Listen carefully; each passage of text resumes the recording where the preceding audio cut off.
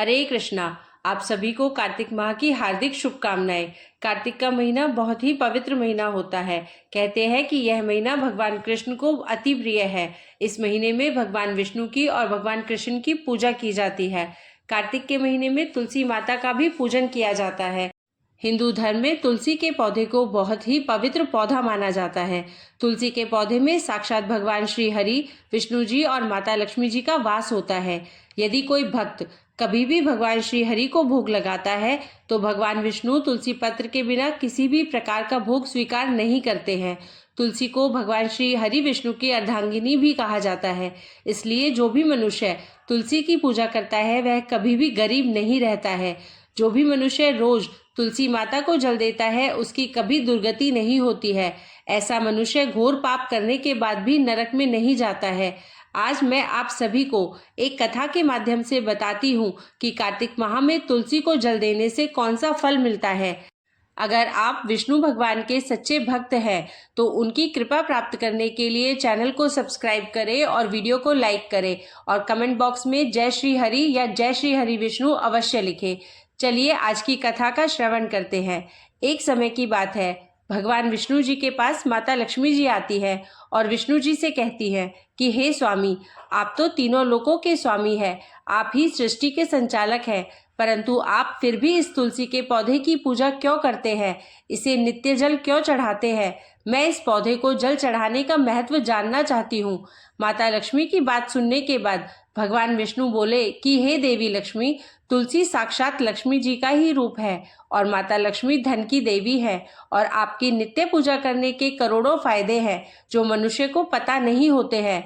और तो और तुलसी के पौधे पर नित्य नियम से जल चढ़ाने मात्र से मनुष्यों के करोड़ों पाप नष्ट हो जाते हैं। हे देवी लक्ष्मी, तुलसी का महत्व तो बहुत है परंतु इसका खास महत्व कार्तिक माह में होता है। हे देवी लक्ष्मी, चलो मैं तुम्हें तुलसी को जल देने का महत्व बताने से पहले एक अत्यंत प्राचीन कथा सुनाता हूँ। इस कथा के माध्यम से तुम्हें तुम्हारे सारे प्रश्नों के उत्तर मिल जाएंगे, इसलिए तुम इस कथा को ध्यान से सुनना। इस कथा को सुनने मात्र से ही समस्त पापों का नाश हो जाता है। अब माता लक्ष्मी कहती है, हे प्रभु, मैं इस कथा को अवश्य सुनना चाहती हूँ, कृपया आप मुझे वह कथा सुनाइए, मैं इसे पूरे ध्यान से सुनूंगी। तब भगवान विष्णु माता लक्ष्मी को तुलसी को जल देने के महात्म्य की कथा सुनाते हैं। विष्णु जी कहते हैं, हे देवी लक्ष्मी, तुलसी को जल देने के पीछे एक प्राचीन इतिहास छुपा हुआ है जो बहुत ही उत्तम और पुण्य फल प्रदान करने वाला है। हे देवी लक्ष्मी, पूर्व काल की बात है, देवपुरी में गोपाल नाम का एक ब्राह्मण रहता था। वह जन्म से तो ब्राह्मण था किंतु वह कर्म से भ्रष्ट कपटी बुद्धि वाला व्यक्ति था। वह कंबल तथा चमड़ा आदि बेचकर धन कमाता था। साथ ही वह प्रत्येक व्यक्ति से बहुत झूठ बोलता था। उस ब्राह्मण का मन हमेशा बुरे काम करने में लगा रहता था। वह सभी के यहाँ पर चोरी करता था। उसको वैश्यागमन और जुए की बहुत बुरी आदत थी। उसने अपने जीवन में कभी पुण्य के काम नहीं किए थे। वह सिर्फ नाम का ब्राह्मण था। उसने कभी भी शास्त्रों का अध्ययन नहीं किया था, कभी पूजा पाठ भी नहीं किया। सदैव अपना मन दूसरों के धन को पाने के लिए लगाए रखता था। दूसरों की स्त्रियों को देखते ही उसकी लार टपकती थी। गोपाल दिन में जो भी धन कमाता था वह उस धन को रात्रि में वैश्याओं के साथ रात बिता के उनके साथ गमन में खत्म कर देता था। इस प्रकार से वह अत्यंत पापी ब्राह्मण अपना जीवन केवल पाप के कार्यों को करने में व्यतीत करता था। वह इतना कपटी ब्राह्मण था कि उसने अपने मुख से कभी भगवान श्री हरि विष्णु का नाम भी नहीं लिया था और ना कभी देवी देवताओं का पूजन किया था। अब भगवान विष्णु कहते हैं कि हे देवी लक्ष्मी, इस प्रकार से पाप करते हुए उस ब्राह्मण को अनेक वर्ष बीत जाते हैं। फिर एक दिन उस ब्राह्मण ने कंबल खरीदा और बिक्री करने के लिए अरुणाचल नगरी पहुंच जाता है। अब उस नगर के पास से नर्मदा नदी बहती थी। वह नदी बहुत ही पावन थी, इसलिए उस नदी में स्नान करने के लिए दूर दूर से बहुत से लोग आया करते थे।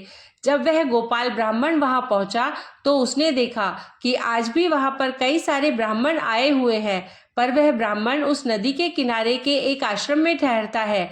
गोपाल वहां देखता है कि उस आश्रम में तो अनेक विद्वान ब्राह्मण हैं जो पुराणों का पठन तथा भगवान विष्णु की स्तुति करने में मग्न है। अब वह पाखंडी ब्राह्मण गोपाल भी ढोंग करता हुआ वहीं पर उनके साथ रुक जाता है और उन विद्वान ब्राह्मणों के साथ जब वह रुकता है तो उसे भी भगवान श्री हरि विष्णु का नाम सुनने का अवसर मिल जाता है। क्योंकि उस ब्राह्मण को बिक्री करनी थी तो वह वहीं पर कुछ दिन रुक जाता है। अब वह वहां पर जब रुकता है तो देखता है कि वहां पर आए हुए लोगों ने गायों का पूजन करके ब्राह्मणों को भोजन कराया, तो उस पापी ब्राह्मण ने भी उन सभी के साथ बैठकर भोजन किया और भगवान का प्रसाद भी ग्रहण किया। भगवान विष्णु कहते हैं, हे देवी लक्ष्मी, वहीं पर उस आश्रम में एक तुलसी का पौधा था। सबको देखकर वह पाखंडी ब्राह्मण भी जाने अनजाने में ही उस तुलसी के पौधे में जल डालने लगा था। वह श्रद्धा भाव से नहीं चाहता था, उसके मन में कोई विचार नहीं था कि वह क्या कर रहा है। वह रोज सुबह उठकर एक पात्र में पानी लेकर तुलसी के पौधे में डालता था। उसे ऐसा करते करते लगभग 1 माह बीत चुका था। अब उस पाखंडी ब्राह्मण ने जो भी कार्य किए थे वह कार्तिक में किए गए थे। क्योंकि वह ब्राह्मण तो पाखंडी था तो उसे कुछ पता नहीं था कि कार्तिक का महीना चल रहा है। अब भगवान विष्णु कहते हैं, हे देवी लक्ष्मी, एक दिन की बात है, जब वह ब्राह्मण आश्रम में सोया हुआ था तब उस स्थान पर एक सर्प आ गया और जब वह ब्राह्मण सो रहा था तो उस सर्प ने उसे नींद में ही काट लिया और उस पापी ब्राह्मण की नींद में ही मृत्यु हो गई। सुबह जब अन्य ब्राह्मणों ने उसे बेहोश अवस्था में देखा तो उन्होंने उसके मुख में तुलसी पत्र और तुलसी का जल डाल दिया, परंतु उसको होश नहीं आया। फिर सभी ब्राह्मणों को पता चला कि उसकी मृत्यु हो गई है। उस पापी ब्राह्मण की मृत्यु के बाद उसकी आत्मा को लेने के लिए उस स्थान पर यम के 2 दूत प्रकट हुए और उसे पकड़कर यमलोक ले जाने लगे। जब वह यम के दूत रास्ते में ब्राह्मण को ले जा रहे थे तब वह पापी ब्राह्मण विलाप करने लगा और यमदूतों से कहने लगा, हे यमदूतों, मुझे आप कहाँ ले जा रहे हो? मेरी मृत्यु किस कारण से हुई है? मैंने कौन सा पाप किया है? तब यमदूतों ने कहा, अरे पापी दुष्ट ब्राह्मण, तूने जन्म से लेकर मृत्यु तक बहुत पाप किए हैं। तेरे पापों के कारण ही जब तू सो रहा था तभी एक काले सर्प ने तुझे काट लिया और तेरी मृत्यु हो गई। अब हम तुझे यमलोक लेकर जा रहे हैं। वहां पर यमराज तेरे पाप कर्मों का लेखा जोखा देखेंगे और निश्चित ही तुझे वे नरक में डालेंगे। उन यमदूतों की बात सुनकर वह ब्राह्मण जोर जोर से विलाप करने लगा और उन यमदूतों से क्षमा याचना करने लगा, किंतु यम के दूतों को उस पर जरा भी दया नहीं आई, क्योंकि वे मृत्यु के देवता की आज्ञा का पालन कर रहे थे और वे उसे पीटते हुए यमलोक लेकर गए। जब यम के दूत उस ब्राह्मण को लेकर यमराज के सामने पहुंच गए तो यमराज के पास बैठे हुए चित्रगुप्त ने उस ब्राह्मण के जन्म से लेकर मृत्यु तक के कर्मों का लेखा जोखा निकाला और यमराज से कहने लगे, हे महाराज, इस ब्राह्मण ने तो बचपन से लेकर मृत्यु तक पाप ही पाप किए हैं। इसने कोई पुण्य का काम कभी किया ही नहीं है। यह तो महापापी है। तब यमराज बोले कि अरे, इसे तुरंत ही मेरी नजरों से दूर कर दिया जाए और कुंभी पाप नरक में डाल दिया जाए। अब यमराज जी उस दूत से कहते हैं कि हे दूत, जीवन भर पाप करने वाले इस दुष्ट ब्राह्मण को उठाकर ले जाओ और इसे कुंभी पाप नरक में डाल दो। यमराज के आदेशों का पालन करते हुए यमदूत उस पापी ब्राह्मण को लेकर चले गए और उसे बड़े बड़े मुद्गर से पीटने लगे, जिससे उस ब्राह्मण का मस्तक टूट गया और वे उसे कुंभी पाप नामक नरक में ले गए। उस भयंकर नरक में खौलते हुए तेल के बड़े बड़े घड़े थे, जिसके नीचे भयंकर अग्नि धधक रही थी। यमराज के आदेशों का पालन करते हुए उन यमराज के दूतों ने उस ब्राह्मण को उस खौलते हुए तेल के घड़े में डाल दिया। अब भगवान विष्णु कहते हैं कि हे देवी लक्ष्मी, लेकिन जैसे ही वह ब्राह्मण उस खौलते हुए तेल के घड़े में गिरा, वह तेल तुरंत ही एकदम से ठंडा पड़ गया। इस विचित्र घटना को देखकर उस यम के दूत को बड़ा आश्चर्य हुआ। उसने सोचा कि अरे, ऐसा पहले कभी नहीं हुआ था। आज इस ब्राह्मण को इसमें डालने पर यह ठंडा कैसे हो गया? उसने कितने ही पापियों को उस तेल के घड़े में डाला था। वे सभी उस खौलते तेल में गिरकर छटपटाने लगते थे, लेकिन जैसे ही वह ब्राह्मण उस तेल में गिरा तब वह तेल अचानक से शांत और शीतल हो गया। इस आश्चर्यजनक घटना को देखते ही वह यमदूत तीव्र गति से दौड़ता हुआ सीधा यमराज जी के पास जा पहुंचा। तब उस दूत को इतना घबराया हुआ देखकर यमराज ने पूछा, हे दूत, क्या बात है? आखिर तुम इतनी तीव्र गति से दौड़ते हुए क्यों आ रहे हो? फिर वह दूत कहता है, हे यमराज, आपने जिस ब्राह्मण को कुंभी पाप नरक में डालने के लिए कहा था, हमने वैसा ही किया और जैसे ही हमने उसे कुंभी पाप नरक में डाला तब नरक की अग्नि बुझ गई और वह खौलता हुआ तेल भी बिल्कुल ठंडा पड़ गया। अब यमराज जी कहते हैं, हे दूत, यह तो बड़ी ही विचित्र घटना है, ऐसा तो पहले कभी नहीं हुआ। अब यमराज भी अपने मन में विचार कर रहे होते हैं। तभी उस स्थान पर देवर्षि नारद जी पधारते हैं। देवर्षि नारद जी को देखकर यमराज अत्यंत प्रसन्न होते हैं और उन्हें प्रणाम करके उनका स्वागत करते हैं। फिर यमराज नारद जी से कहते हैं, हे देवर्षि नारद, आप उचित समय पर आए हैं। हमने आज एक अत्यंत पापी ब्राह्मण को कुंभी पाक नरक में गिराया है, किंतु उसके गिरते ही नरक की अग्नि ठंडी पड़ गई है और खौलता हुआ तेल भी शीतल बन गया है। यमराज की बात सुनकर देवर्षि नारद जी कहने लगते हैं, हे धर्मराज, आपने जिस ब्राह्मण को नरक में डाला है वह नरक में डालने योग्य नहीं है, क्योंकि इस ब्राह्मण के द्वारा अनजाने में ही ऐसा कर्म हो गया है जो नरक का नाश करने वाला है। जो पुण्य कर्म करने वाले लोगों के साथ रहता है उसे उनके पुण्य का भाग फल मिल ही जाता है। और यह ब्राह्मण तो 1 महीने तक भगवान श्री हरि विष्णु जी के भक्तों के साथ रह चुका है। इस ब्राह्मण ने एक आश्रम में रहते हुए नित्य तुलसी को जल अर्पण किया है, इसलिए यह बहुत बड़ा पुण्यवान बन गया है। इसके समस्त पाप नष्ट हो गए हैं और यह ब्राह्मण अब स्वर्ग लोक जाने का अधिकारी बन गया है। इस ब्राह्मण ने अनजाने में ही इतना पुण्य कमाया है जो जन्म जन्मांतर में मनुष्यों को प्राप्त नहीं होता है, इसलिए आप इसे नरक में ना पकाओ। इस ब्राह्मण के पापों के लिए इसे केवल इतना दंड दो कि इसे नरक लोक का दर्शन करवाओ। अब भगवान विष्णु कहते हैं कि हे देवी लक्ष्मी, देवर्षि नारद की बात सुनकर यमराज अत्यंत प्रसन्न होते हैं और उस ब्राह्मण को कुंभी पाक नरक से निकाल कर लाते हैं और अपने दूतों से कहते हैं कि हे दूत, इस ब्राह्मण महात्मा को ले जाओ और संपूर्ण नरकों का दर्शन कराओ।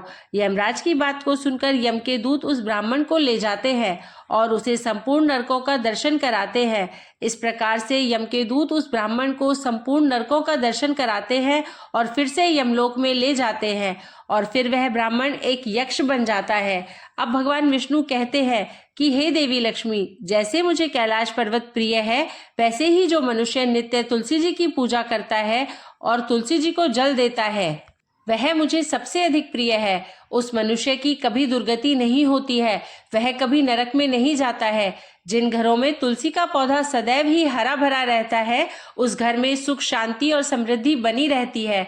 हे देवी, साथ ही भगवान विष्णु की पूजा में और उन्हें चढ़ाए जाने वाले भोग में तुलसी के पत्र अवश्य होने चाहिए, क्योंकि तुलसी पत्र के बिना भगवान विष्णु किसी भी प्रकार का भोग स्वीकार नहीं करते हैं। इसलिए प्रत्येक घर में तुलसी का पौधा अवश्य होना चाहिए। अगर आपके घर में तुलसी है तो सुख, शांति और समृद्धि के लिए कार्तिक मास में तुलसी को चुनरी अवश्य चढ़ाए और हमेशा ध्यान रखें कि तुलसी का पौधा चुनरी के बिना अधूरा होता है। तुलसी केवल एक पौधा नहीं है, बल्कि वह देवी है। वह त्रिलोक के स्वामी भगवान विष्णु की पत्नी है, इसलिए तुलसी को चुनरी अवश्य ही चढ़ानी चाहिए। इससे पति पत्नी में प्रेम और विश्वास बढ़ता है। घर में रहने वाली महिलाएं सदा सुहागिन और सौभाग्यशाली रहती है। तुलसी का विवाह भी अवश्य करना चाहिए। इससे मनुष्य के सभी दुखों का अंत होता है और सांसारिक जीवन सुखमय बीतता है। तुलसी के पौधे के पास अपने मुख से कभी भी कोई अपशब्द नहीं बोलना चाहिए। तुलसी के पास भूल से भी जूते, चप्पल अथवा झाड़ू पोछा नहीं रखना चाहिए, क्योंकि ऐसे किए जाने वाले कार्यों को शास्त्रों में पाप माना गया है। जहाँ पर तुलसी का पौधा होता है उस स्थान के आसपास आपको भूलकर भी थूकना नहीं चाहिए। तुलसी के पौधे के पास दीपक जलाने के बाद दीपक को वहां से हटा देना चाहिए, क्योंकि तुलसी के नीचे बुझा हुआ दीपक रखना अशुभ माना जाता है। जिस स्थान पर भी तुलसी का पौधा होता है उस स्थान को हमेशा ही स्वच्छ रखना चाहिए। इसलिए नियमित रूप से तुलसी के पौधे के पास साफ सफाई का ध्यान रखें। तुलसी के पौधे में शिवलिंग और गणेश जी की प्रतिमा नहीं रखनी चाहिए। साथ ही तुलसी के गमले में अन्य किसी भी प्रकार का पौधा लगाना इसे भी अशुभ माना जाता है। तुलसी के पौधे के पास कपड़े भी नहीं सुखाने चाहिए, अन्यथा कपड़ों से गंदा पानी तुलसी के पौधे पर गिर सकता है।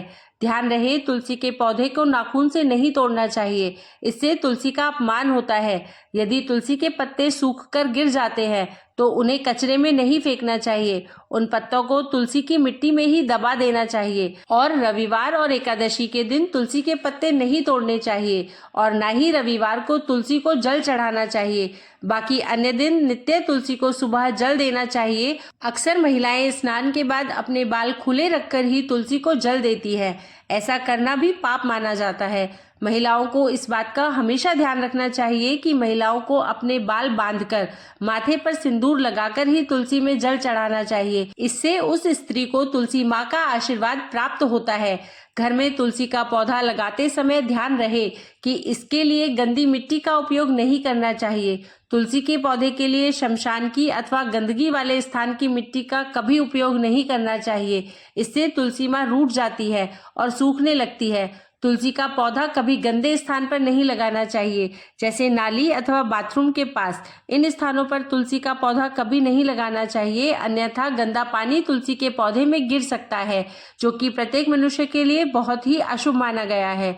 घर में तुलसी का पौधा कभी सूखना नहीं चाहिए। शास्त्रों में ऐसी मान्यता है कि तुलसी के पौधे के सूखने से अकाल मृत्यु की सूचना प्राप्त होती है।